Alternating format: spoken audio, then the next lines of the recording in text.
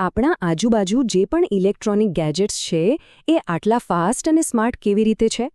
એની પાછળ એક છુપાયેલું રહસ્ય છે.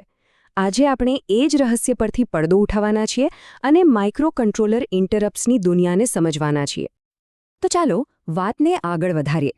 સમજો કે કોઈ પણ માઇક્રો કંટ્રોલર પાસે કામ પર નજર રાખવા માટે બે રસ્તા છે. પહેલો રસ્તો છે પોલિંગ, જે સાચું કહીએ તો થોડું જૂનો અને બિનકાર્યક્ષમ છે. અને બીજો રસ્તો છે ઇન્ટરપ્ટ્સ, જે સ્માર્ટ છે, આધુનિક છે અને ખૂબ જ કાર્યક્ષમ છે. હવે આ પોલિંગને સમજવા માટે એક મસ્ત ઉદાહરણ લઈએ. કલ્પના કરો કે ગાડીમાં લાંબી મુસાફરી પર નીકળ્યા હોઈએ અને એક બળક દર 2 મિનિટે પૂછ્યા કરે, પહોંચી ગયા? હવે પહોંચ્યા? બસ પોલિંગ બરાબર આવું જ કરે છે. માઇક્રો કંટ્રોલર સતત તપાસતું રહે છે. કામ આવ્યું? હવે આવ્યું? આમાં એની મોટાભાગની શક્તિ તો ખાલી રાહ જોવામાં જ વેડફાઈ જાય છે. વિચાર કરો, મોટર કંટ્રોલ કે હવામાન પર નજર રાખવા જેવા કામમાં આ રીત કેટલી બિનકાર્યક્ષમ સાબિત થાય?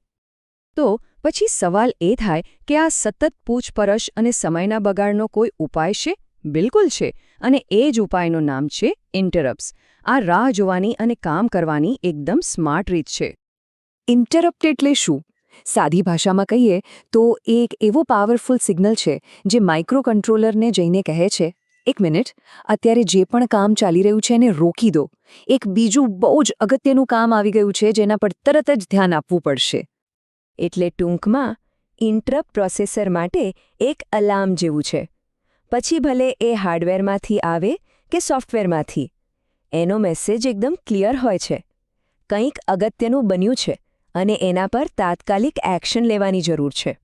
સારું, તો હવે એ જોઈએ કે આ જાદુ પડદા પાછળ થાય છે કેવી રીતે. ચાલો એક ઇન્ટરપ્ટ સિગ્નલના આખા પ્રવાસને સ્ટેપ બાય સ્ટેપ સમજીએ. આ આખી ગેમનો પહેલો અને સૌથી મહત્વનો ખેલાડી છે ISR, એટલે કે ઇન્ટરપ્ટ સર્વિસ રૂટીન. આ બીજું કંઈ નહીં પણ એક નાનકડો સ્પેશિયલ પ્રોગ્રામ છે જે કોઈ ચોક્કસ ઇન્ટરપ્ટને હેન્ડલ કરવા માટે જ બનાવવામાં આવ્યો હોય છે. સમજો કે આ એક એક્સપર્ટ છે. જેમ અલગ-અલગ ઇમરજન્સી માટે અલગ-અલગ એક્સપર્ટ હોય ને, બસ એ જ રીતે દરેક ઇન્ટરપ્ટ માટે એક ખાસ ISR કોડ હોય છે. પણ સવાલ એ છે કે માઇક્રો કંટ્રોલરને સપનું તો આવે નહીં કે કયા ઇન્ટરપ્ટ માટે કયો ISR કોડ ચલાવવાનો છે, રાઈટ? તો આના માટે એ મદદ લે છે IVTની, એટલે કે ઇન્ટરપ્ટ વેક્ટર ટેબલની. આ ટેબલ એક ફોનબુક કે એડ્રેસ બુક જેવું છે જેમાં દરેક ISRનું સરનામું લખેલું હોય છે. અને જુઓ, આખી પ્રોસેસ કેટલી મસ્ત રીતે ગોઠવાયેલી છે. સૌથી પહેલાં ઇન્ટરપ્ટ સિગ્નલ આવે છે. તરત જ મુખ્ય પ્રોગ્રામ જ્યાં હોય ત્યાં જ અટકી જાય છે અને એનું એડ્રેસ સાચવી લેવામાં આવે છે.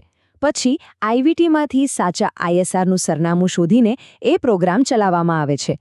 જેવું ISRનું કામ પતે, તરત જ પેલું સાચવેલું એડ્રેસ પાછું લોડ થાય છે અને મુખ્ય પ્રોગ્રામ ત્યાંથી જ શરૂ થઈ જાય છે, જાણે વચ્ચે કંઈ થયું જ ન હોય. એકદમ સ્મૂધ.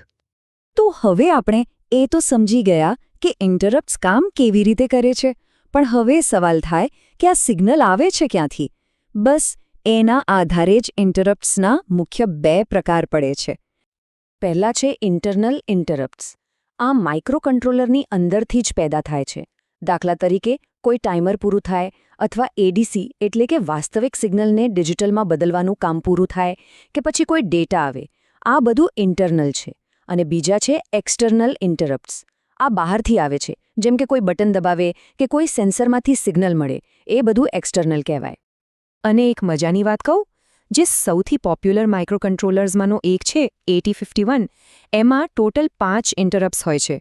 3 ઇન્ટરનલ અને 2 એક્સટર્નલ. ભલે આ નંબર નાનો લાગે, પણ એની મલ્ટીટાસ્કિંગ કરવાની ક્ષમતાનો આજ તો મજબૂત પાયો છે ને. સારું, આપણે આટલી બધી ટેકનિકલ વાતો કરી, પણ આ બધાનો અસલી દુનિયામાં શું મતલબ છે? આટલું બધું જાણવું જરૂરી કેમ છે? આ એક વાક્ય આખી વાતનો સાર કહી દે છે. ઇન્ટરપ્ટ્સ ખાલી એક ફીચર નથી, એ એક ક્રાંતિ છે.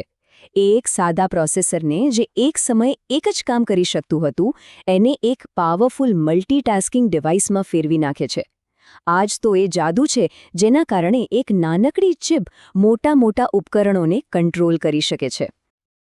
એટલે જ રોજબરોજ આપણે જે પણ વાપરીએ છીએ, સ્માર્ટફોન હોય, વોશિંગ મશીન હોય કે પછી એક ગાડીનું એન્જિન, એ બધાની સ્માર્ટનેસ અને સ્પીડનો આખો આધાર આ ઇન્ટરપ્ટ્સ પર જ છે. આ એક એવું અદૃશ્ય એન્જિન છે જેના વગર આપણા આધુનિક ઉપકરણો આટલા રિસ્પોન્સિવ અને મલ્ટીટાસ્કર હોત જ નહીં. તો ચાલો આજના આ વિશ્લેષણના અંતે એક સવાલ સાથે અટકીએ. હવે પછી જ્યારે પણ કોઈના સ્માર્ટફોન પર એક નાનકડું નોટિફિકેશન આવે ને ત્યારે 1 સેકન્ડ માટે વિચારજો. એ એક નાનકડી ઘટનાને શક્ય બનાવવા માટે એ 1 સેકન્ડમાં કેટલા હજારો અદૃશ્ય ઇન્ટરપ્ટ્સ કામ કરી ગયા હશે. ખરેખર આ આધુનિક ટેકનોલોજીનો એક અદ્ભુત ચમત્કાર જ છે.